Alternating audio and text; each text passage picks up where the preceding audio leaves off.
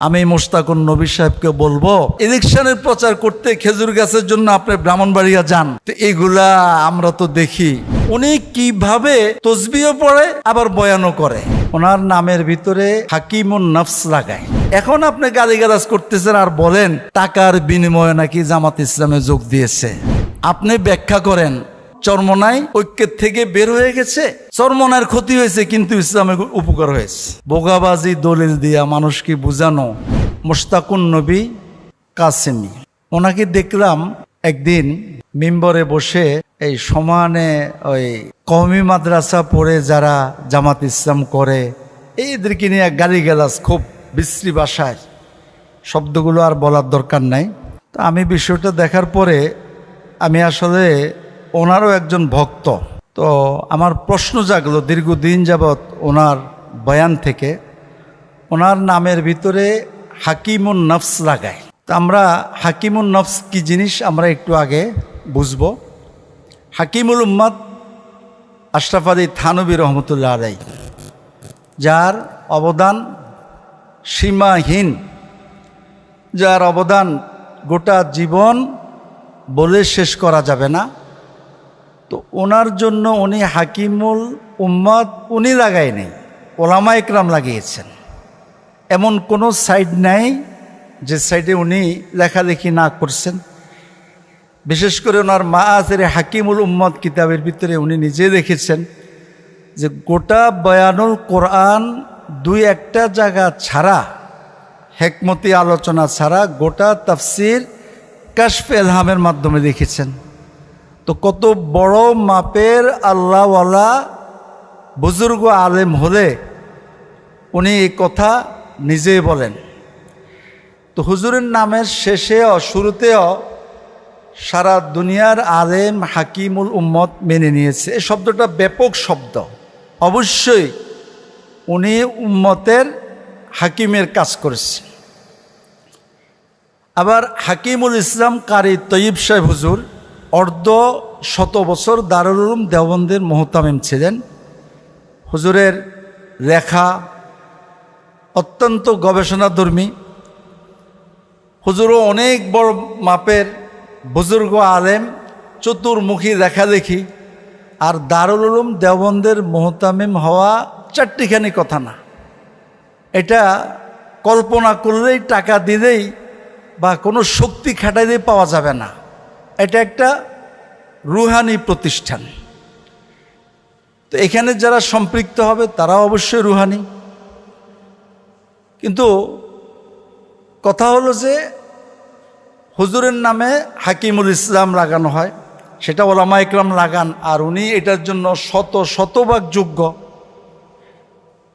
কিন্তু মোশতাকুর নবী সাহেব উনি জাস্ট একজন বক্তা, আলোচক, এবং প্রতিটা আলোচনা করে মিষ্টি সুন্নতের আলোচনা, যেখানে মানে কোনো ধরনের ঝামেলা নাই। অথচ এই মিষ্টি সুন্নত তো এগুলো তো না করলেও চলে, যেগুলা অরিজিনাল সুন্নত, যেগুলা মানব সেবা, যেগুলা আখলাকের সাথে সম্পৃক্ত। রসুল করিম সাল্লাল্লাহু আলাইহি ওয়াসাল্লাম আখলাক দিয়ে আর সেবা দিয়ে বিশ্ব বিজয় করছেন।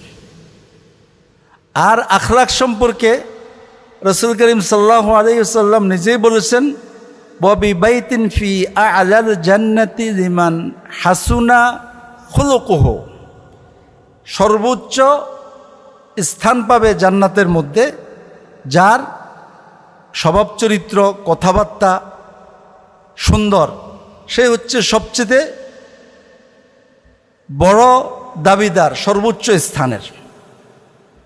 এখন আমরা আসি মোশতাকুর নবী সাহেব, ওনার আলোচনাতে উনি লাগায় হাকিমুন নফস। ডাক্তার হচ্ছে দেহের আর রুহের।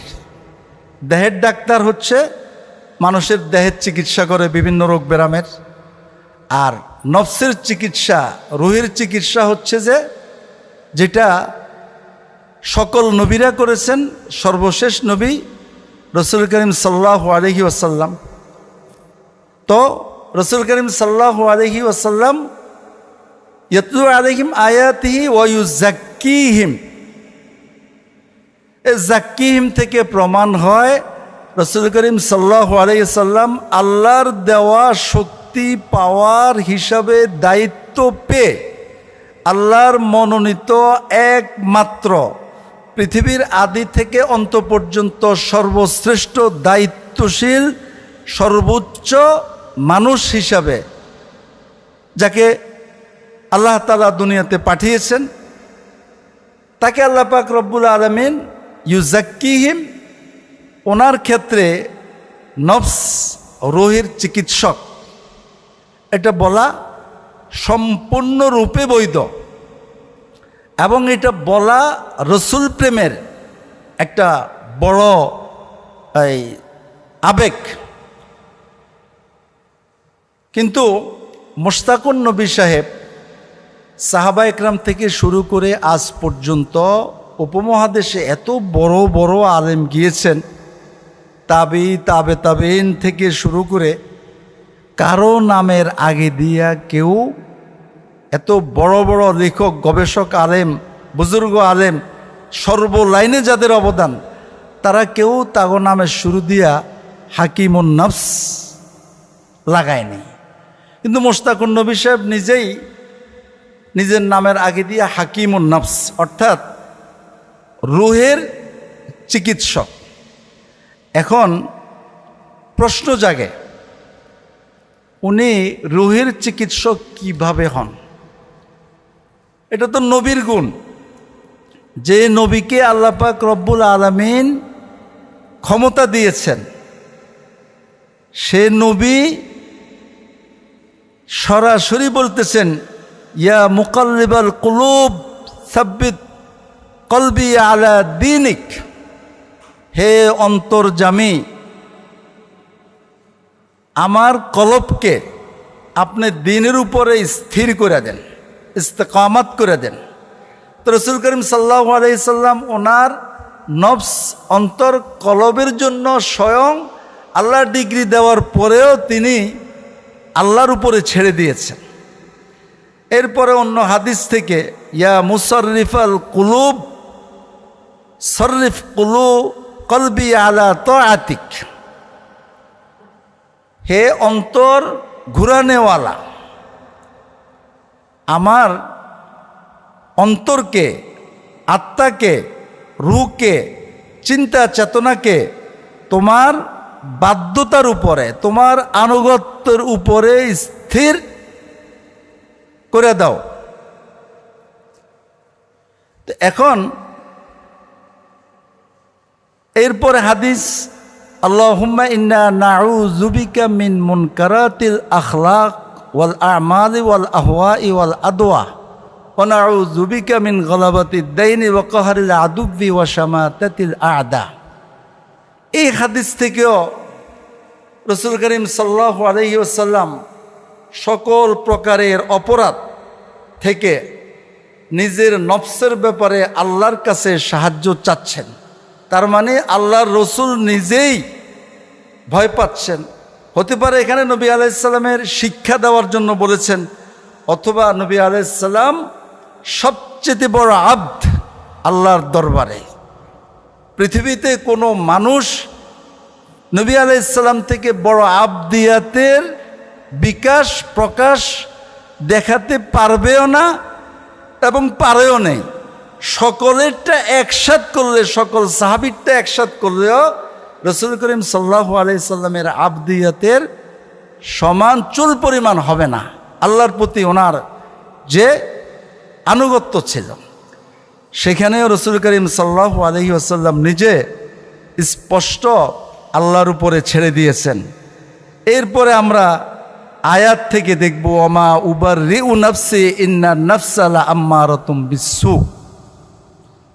আল্লাহ নবী ইউসুফ আলাইহিস সালাম বলতেছেন আল্লাহকে যে আমিও নফসের বিপদ থেকে ভয় পাচ্ছি, মুক্ত না। আল্লাহর রসুল নবী ইউসুফ বলতেছেন। এরপর আল্লাহ তাআলা বলতেছেন, ইন্নাকা লা তাহদি মান আহবাবতা, আপনি ইচ্ছা করলেই, ভালোবাসলেই রসুল কাউকে কারো নফসকে ঠিক করে দিবেন, হেদায়েত দিয়ে দিবেন, এটা আপনাকে আমি দেই নেই।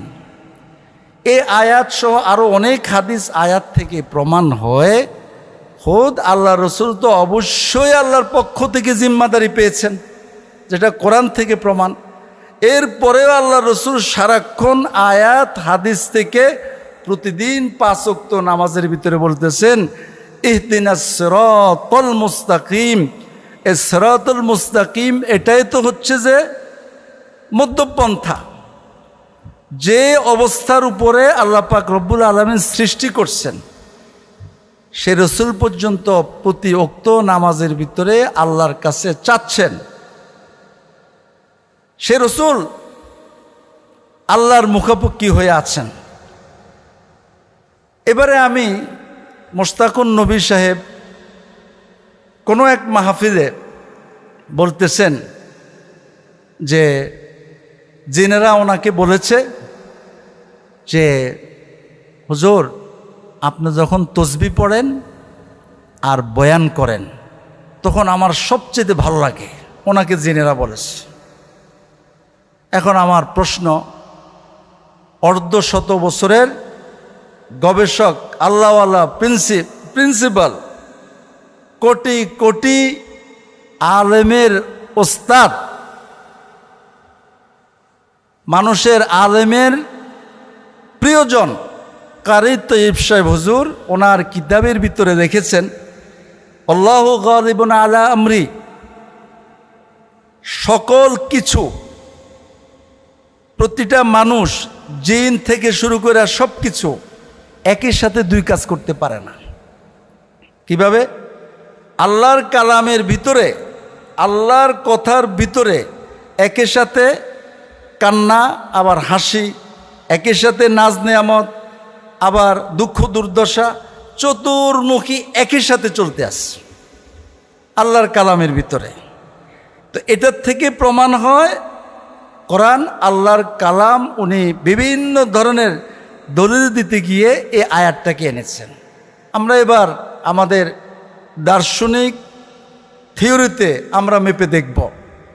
ধরুন একজন লোক আলোচনা করতেছেন, তো আলোচনা করার সময় উনি তো ওনার কলব থাকবে আল্লাহমুখী হয়ে, আর বলবে যে আল্লাহ, আমি যা কিছু বলতেছি এগুলো সব কিছু তুমি কবুল করে নাও, আমার তো কোনো ক্ষমতা নাই, আমার কথাগুলো যাতে এই শ্রোতার জন্য যাতে হেদায়েতের মাধ্যম হয়ে দাঁড়ায়।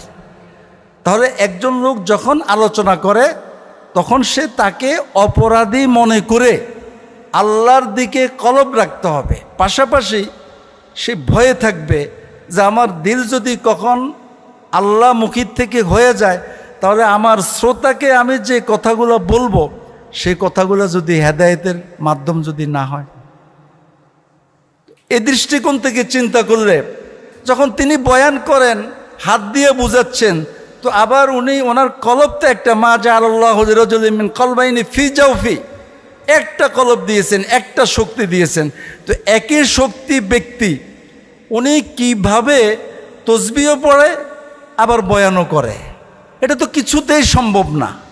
আমি এ দেশের ওলামা একরাম, কওমি মাদ্রাসার ইসলামী চিন্তাবিদ, যারা সাইকোলজি, মনস্তাত্ত্বিক বিজ্ঞানী, অনেক বড় বড় মনস্তাত্ত্বিক বিজ্ঞানীরা আছে, তারা অবশ্যই বলবেন আল্লাহ পাক রব্বুল আলামিন বলেছেন, আল্লাহু গালিবুন আলা আমরি, আল্লাহ একমাত্র সত্তা ব্যক্তি, আল্লাহ একমাত্র বলওয়ালা, ক্ষমতাধর, শক্তি পাওয়ার, যিনি সর্ব অবস্থায় যা ইচ্ছা তার সব কিছুকে তিনি সেকেন্ডে ঘুরিয়ে দিতে পারেন গতিকে। কিন্তু মোশতাকুন নবী সাহেব উনি একের সময় দুই কাজ কেমনে করে? ওনাকে জিনেরা বলে যে হুজুর, আপনি যখন বয়ান করেন খুব ভালো লাগে। এই সমস্ত কথাবার্তায় কি প্রমাণ হয়? আমি মোশতাকুন নবী সাহেবকে বলবো যে আপনি যে বললেন যে কওমি মাদ্রাসা যারা পড়া জামাত ইসলাম করে, আরে জামাত ইসলাম করে না, সত্যের পক্ষে কথা বলে এদেশের লক্ষ লক্ষ কলেজ ইউনিভার্সিটির লোকেরা। এই মাওলানা মওদুদী রহমতুল্লাহ আলাইহির কিতাব বই পড়ে এখনো নাস্তিক হয়নি। আপনাদের ওয়াজ নসিহতের দ্বারা কলেজ ইউনিভার্সিটির ছেলেগুলা তাকে ব্রেন বিজ্ঞান দিয়ে সাজানো, মনস্তাত্ত্বিক বিজ্ঞান দিয়ে তারা সাজানো। তারা কোরআন হাদিসের বিষয়গুলো মাওলানা মওদুদী রহমতুল্লাহ আলাইহির বিষয় থেকে খুঁজে পায়। এখন আপনি গালিগালাজ করতেছেন আর বলেন টাকার বিনিময়ে নাকি জামাত ইসলামে যোগ দিয়েছে। কত নিকৃষ্ট চিন্তা আপনার মনের ভিতরে। আমি আপনাকে বলবো, যদি মনে চায় আপনি কখনোই, তাহলে এসে বসে মুখামুখি বসেন যে আপনি যে মুশতাকুন নবী সাহেব, এখন শুধু ঘোষণা দেওয়া বাকি আছে আপনার কাছে নবুয়ত আসে। কারণ হাকিমুন নফস এটা কোনো আলেম দাবি করতে পারে না। আপনার কথাবার্তা বয়ান আগে পিছনে এই কথাবার্তাগুলো দ্বারা বোঝা যায় আপনি এখন খালি ঘোষণা দেওয়া বাকি যে আমার কাছে ওহী আসে। আল্লাহ হেফাজত করুক, আপনার জন্য আমরা সবাই দোয়া করব। সর্বশেষ আরেকটা কথা, আপনি ব্যাখ্যা করেন জামাত এই ইসলামী আন্দোলন চরমনায় ঐক্যের থেকে বের হয়ে গেছে। চরমনার ক্ষতি হয়েছে কিন্তু ইসলামের উপকার হয়েছে। বোগাবাজি দলিল দিয়া মানুষকে বুঝানো। সারা বাংলাদেশের সকল আলেম, সকল মুসলমান যদি এই মুহূর্তে ঘোষণা করে যে আমরা কোরআন হাদিস নাউজুবিল্লাহ মানি না, এরপরেও তো ইসলাম বিজয়ী। তো আপনি এই কথা কি বললেন যে জোট থেকে বের হয়েছে, ইসলামের উপকার হয়েছে? ইসলামের আবার উপকার কি? ইসলাম তো সব সময় সাদা। কালিমাতুল্লাহি হিয়াল উলিয়া, আল্লাহর ঘোষণা ইসলাম, কালিমা, তাওহীদ, কোরআন সব সময় উপরে, সর্বোচ্চ। তা আপনি এই কথা কি বললেন? তো এই ধরনের ভোগাবাজি ব্যাখ্যা দিয়ে আপনার বাড়ি লক্ষ্মীপুর, থাকেন কুমিল্লা কোন জায়গায়, আবার ইলেকশনের প্রচার করতে খেজুর গাছের জন্য আপনি ব্রাহ্মণবাড়িয়া যান। তো এইগুলা আমরা তো দেখি। আপনি যদি চরমনের পক্ষে হন তাহলে হাত পাকার পক্ষে কাজ করতেন। তো বিভিন্ন জায়গার খোঁচা নিয়ে এক জায়গার আগুন আরেক জায়গা লাগাই দিয়ে আপনি পাবলিক জনগণকে ধোঁকা দিয়েন না। আমি অনুরোধ করব, হাকিমুন নফস এখন থেকে আপনি বলবেন এটা আমার ভক্তরা লাগায়। আরে আমারও তো ভক্ত, আমার নামে আল্লামা ফাল্লামা। কিসের আল্লামা? নাম হচ্ছে কামাল উদ্দিন। আমি ইউনিভার্সিটি পড়ালেখা করছি। কিসের এই সমস্ত পড়ালেখা? আমার পরিচয় আমি মানুষ কিনা, আমি আল্লাহর কাছে কাল কিয়ামতের ময়দানে দাঁড়াতে পারবো কিনা। আপনি আমাদের ব্যাপারে মন্তব্য করে বসছেন আমরা টাকার বিনিময়। আপনাকে চ্যালেঞ্জ ঘোষণা করলাম, আসেন গোটা ছোট থাকতে ধরে এই পর্যন্ত আমার টাকা খেয়েছে, আমি কোনোদিন কারো টাকা খাইনি। এই চ্যালেঞ্জ দিয়ে আমার আলোচনা শেষ করলাম। অনুরোধ করব এই সমস্ত ডিগ্রি বাদ দিয়া সহিভাবে কথা বলেন, জনগণকে বুকি নিয়ে কথা বলেন। আসসালামু আলাইকুম রহমতুল্লাহ।